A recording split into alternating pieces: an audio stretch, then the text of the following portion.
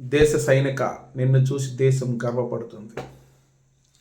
ఈరోజు దేశవ్యాప్తంగా ఉన్నటువంటి సైనిక సోదరులందరికీ జాతీయ సైనిక దినోత్సవ శుభాకాంక్షలు తెలియజేసుకుంటూ, అలాగే దేశం కోసం ప్రాణాలు అర్పించినటువంటి త్యాగమూర్తులైనటువంటి నా వీర జవానులకు, మీ కుటుంబాలకు దేశం తరపున మీకు హృదయపూర్వక పాదాభివందనాలు తెలియజేసుకుంటున్నాను. ఈ వీడియో చేయడానికి చాలా రీజనే ఉంది. తినడానికి తిండి లేక, ఉండడానికి ఇల్లు లేక, కట్టుకోవడానికి సరైన బట్టలు లేక, పంటలు పండిస్తామంటే భూములు లేక, భూములు ఉన్న నీళ్లు లేక, అష్ట కష్టాలు పడి 10th క్లాస్ పాస్ అయ్యి, ఇంటర్మీడియట్ పాస్ అయ్యి హాస్టల్లో చదువుతూ 10 కిలోమీటర్ 20 కిలోమీటర్ దూరం వెళ్తూ సైకిల్ మీద ఏదో ఉద్యోగ సాధన జరిగితే తప్ప నా కుటుంబం బాగుపడదనే ఒక ఆలోచనతో నెలలు, సంవత్సరాలు తరబడి రోజుకి 10 కిలోమీటర్లు 20 కిలోమీటర్లు పరిగెత్తుతూ, జిమ్ చేస్తూ, ఎక్సర్సైజ్ చేస్తూ, బాడీని పికప్ చేసుకుంటూ, ఎన్నో ర్యాలీలకు వెళ్తూ, ఒక్కొక్క ర్యాలీలో నీ కళ్ళు బాగోలేవనో, నీ హైట్ సరిపోలేదనో, నీ చెస్ట్ సరిపోలేదనో, 100 మీటర్స్ పోయిందనో, 800 పోయిందనో, 1600 పోయిందనో, సెకండ్లో పోయేవనో ప్రతిసారి ఓడిపోతూ చివరికి గెలిచి ఒక ఐఏఎస్ ఆఫీసర్ అయినంత కంటే గొప్పగా, ఒక ఐపీఎస్ ఆఫీసర్ అయినంత గొప్పగా, దేశానికి నాయకత్వం వహిస్తున్నామంత గొప్పగా, దేశం కోసం సేవ చేయడానికి వెళ్తున్నానంత గొప్పగా ఉద్యోగం వచ్చిన రోజు వాళ్ళ కళ్ళల్లో ఆనందం చూస్తే అసలు కళ్ళ నీళ్ళు ఇప్పటికీ తిరుగుతూ ఉంటాయి. ఎందుకంటే ఆనాటికి జవాన్గా సెలెక్ట్ అవ్వడం అనేది ఒక భారతీయుడిగా గర్వంగా తలెత్తే రోజులా అనిపిస్తుంది. తర్వాత ఆ ట్రైనింగ్లో ఎంత అసాధ్యమైనటువంటి శిక్షణ కూడా సుసాధ్యం చేసి తిరిగి వచ్చిన తర్వాత డ్యూటీలో జాయిన్ అయిన తర్వాత ఎక్కడో రాజస్థాన్ ఎడారిలోనో, జమ్మూ కాశ్మీర్లోనో, లేకపోతే అరుణాచల్ ప్రదేశ్లోనో అమ్మ నాన్న విడిచిపెట్టి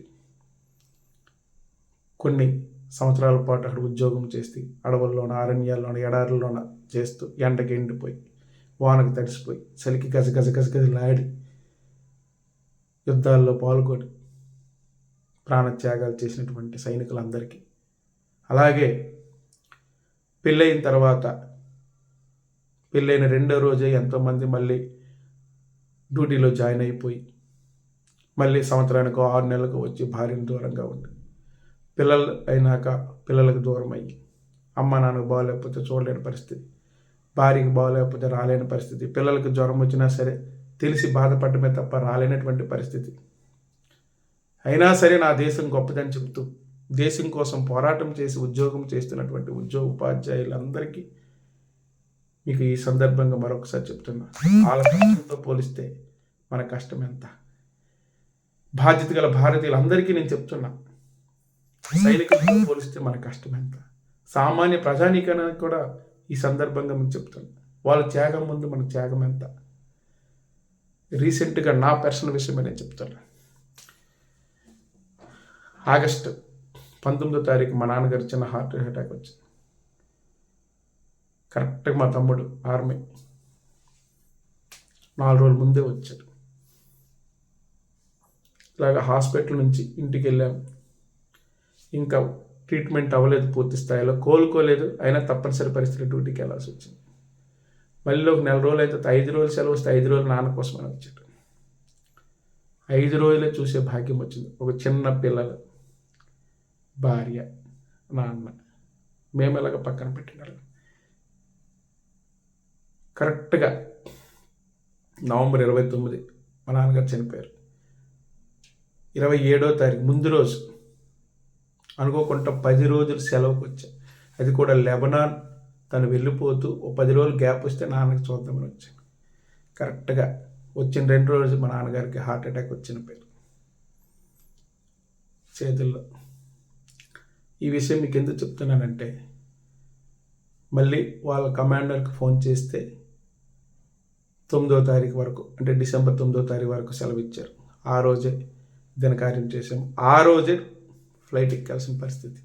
అంటే భార్యని, చిన్న పిల్లలని కార్యమైన 2 రోజులకి, అంటే నాన్న పోయిన బాధను కూడా పంచుకోలేట అన్నదమ్ముడితో కానీ, భార్యతో కానీ, పిల్లలతో కానీ పంచుకోలేనటువంటి బాధాకరమైన పరిస్థితిలో వెళ్ళిపోసిన పరిస్థితి వచ్చింది.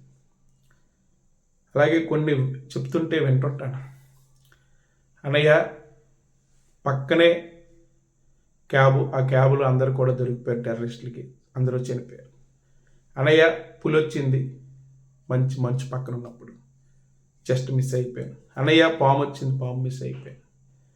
అన్నయ్య మొన్న ఒక సంత బొమ్మలో ఒక అతను చనిపోయారు, టెర్రరిస్టులు చంపేసి. అది కళ్ళ ముందు చూసినటువంటి ఆ టెర్రరిస్టుల యొక్క ఘాతుకాన్ని చెప్తుంటే, అరే నా తమ్ముడి పరిస్థితి ఇది కాదు, దేశవ్యాప్తంగా ప్రతి సైనికుడి పరిస్థితే. కుటుంబాన్ని విడిచిపెట్టి, భార్య పిల్లలను విడిచిపెట్టి, చిన్న పిల్లల్ని విడిచిపెట్టి, ఊరిని విడిచిపెట్టి అన్ని త్యాగాలు చేసి ఈరోజు మన దేశానికి రక్షణగా ఉన్నారు, దేశాన్ని రక్షిస్తున్నారు, దేశ సేవలో ఉన్నారు నిజమైన సైనికులు. ఈరోజు మరి బోర్డర్ అంతా కూడా ఎప్పుడో 1948లోనో, 62లోనో, 65లోనో, 71లోనో, 99లోనో 5 యుద్ధాలు వచ్చినాయి. ఇన్నేళ్ల పాటు చుట్టూ శత్రు దేశాలే, అటు పాకిస్తాన్ కానీ, ఆఫ్ఘనిస్తాన్ కానీ, ఇటు చైనా కానీ, అటు మయన్మార్ కానీ, ఇటు బంగ్లాదేశ్ కానీ. మనకి ఎల్లప్పుడూ 3 దేశాలు ఇప్పుడు శత్రు దేశాలుగానే ఉంటాయి, పాకిస్తాన్, చైనా, కింద బంగ్లాదేశ్. అయినా సరే కేవలం 5 యుద్ధాలు జరిగినాయి ఈ 76 సంవత్సరాల్లో కూడా. దానికి కారణం ఏంటంటే భారతదేశంలో ఉన్నటువంటి సైనిక వ్యవస్థ. మరి అలాంటి సైనికులు గుండె బలం, కండబలమే కాదు, అవసరమైన దేశం కోసం ప్రాణాలు అర్పించినటువంటి సైనికుల కోసం మనం ఏమీ చేయడం లేదు, ఏమీ చెయ్యొద్దు. మరి వాళ్ళు ఉద్యోగంలోకి వెళ్ళారంటే అన్ని త్యాగం కోసమే వెళ్తారు. వాళ్ళ మనసులో ఇండియా కోసం చనిపోయినప్పుడు కూడా ఒక తల్లి, మొన్న నాకు ఆవేదన, కోడలు ఏడుస్తుంటే, అమ్మా ఏడొద్దు, నా కొడుకు, నీ భర్త దేశం కోసం చనిపోయాడు, మనకు గర్వంగా నిలబెట్టాడు అని చెప్తూ ఒక తల్లి ఆవేదన నేను మొన్న చూశాను. పాదాభివందనం అమ్మ మీకు కూడా. కానీ ఈరోజు మనమేం చేస్తున్నాం? బాధ్యత లేకుండా కొంతమందికి మాత్రమే సోషల్ మీడియాలో కాలం ఒప్పుకుంటూ, ఇంటి దగ్గర బాధ్యత లేకుండా తల్లిదండ్రులు భారమై అనకూడదని తాగుకుంటూ, తిరుగుకుంటూ, ఇటువంటి ఒక రూపాయి సంపాదన లేకుండా, చెప్పాను మొన్ననే, ప్రపంచంలో అత్యధిక యువత కలిగిన నా దేశం భారతదేశం. కానీ ఈరోజు నా పరిస్థితి ఏంటి? నా దేశ పరిస్థితి ఏంటి? కష్టపడడానికి ఇష్టపడినటువంటి కొంతమంది, బాధ్యత లేనటువంటి కొంతమంది, వాళ్ళని చూసి గర్వపడదాం, వాళ్ళని చూసి మోటివేషన్ అవుదాం. మనం మరింత నిజాయితీగా కష్టపడి పనిచేసి దేశాన్ని వాళ్ళు రక్షిస్తే, మనం ఆ రక్షణలోనే మనము దేశం యొక్క అభివృద్ధిని కోరుకొని పనిచేసి ప్రతి ఒక్కరు సంపదను సృష్టించి పేదరికం లేని భారతదేశాన్ని తయారు చేయగల లక్ష్యంతో మనందరము వాళ్ళని స్ఫూర్తిగా తీసుకొని మనం పనిచేద్దాం.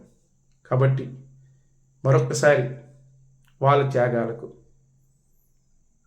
సైనికుల త్యాగాలకు మనందరం మార్గదర్శకులుగా, అది మోటివేషన్, ప్రేరణ పొంది భవిష్యత్తులో నిజాయితీగా పనిచేయడానికి ఇది మరింత స్ఫూర్తినివ్వాలని చెప్తూ మరొకసారి సైనిక దినోత్సవ శుభాకాంక్షలు తెలియజేసుకుంటూ థ్యాంక్ యూ వెరీ మచ్.